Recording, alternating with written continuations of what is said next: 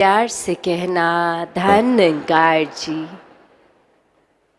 77th Nirankari संत समागम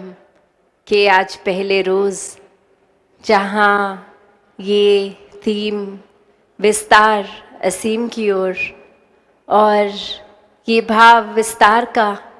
ये युगों युगों से रहा है कि ये परमात्मा असीम है और ये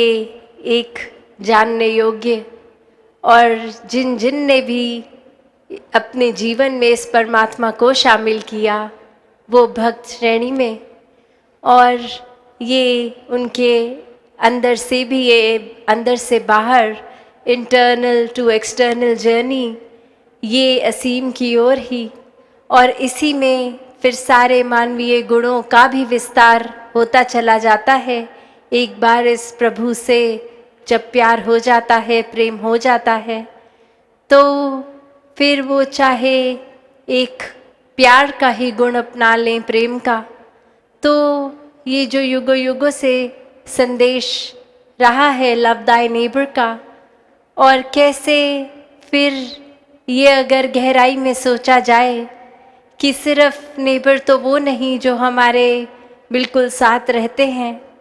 ये अगर अपने हम शरीर की ओर भी गौर करें तो ये दिल और दिमाग भी ये पड़ोसी ही तो हैं। अक्सर ये तालमेल दिल और दिमाग की ही नहीं रहती। ये मन तो चंचल कुछ भी सोचता है, अक्सर एक रूप, ये कुछ मन कुछ और चाहता है और दिमाग कुछ और सोच लेता है।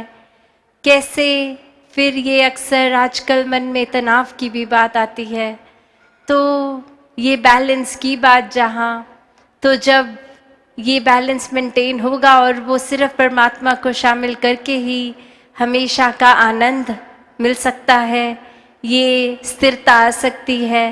ये मन में फिर विस्तार आ सकता है, अपनत्व आ सकता है, ये फिर ब्रॉड माइंडेडनेस आ सकती है, दिल इतना विशाल कि हर एक को एक्सेप्ट कर सकता है। ये फिर भाव हमेशा कि युगों युगों से जैसे संदेश हर पीर पैगंबर ने दिए कि जीते जी एक वाक्य ही पूरी मानवता के काम आना है, अपना ये जो स्पिरिचुअल ग्रोथ तो करनी है,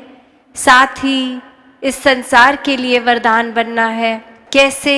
फिर इस संसार में प्रीत, नम्रता, समदृष्टि, विशालता, करुणा, दया इत्यादि कोई भी गुण अगर सोच लें, वो एक हम जीता जागता एक फिर वो प्रमाण हो कि एक सिर्फ शरीर ही मनुष्य का मनुष्य नहीं कहलाता, वाकई ही ये मानवीय गुण अगर है तो ही ये सफल जीवन है। और इसी तरह फिर इस परमात्मा, इस रूहान, इस की तरफ ही ये विस्तार होता रहे, और ये बीइंग बाउंडलेस वाली बात कि फिर कोई सीमा नहीं रहती। जब ये परमात्मा ही असीम है तो फिर ये प्यार का भाव भी ये असीम हो सकता है।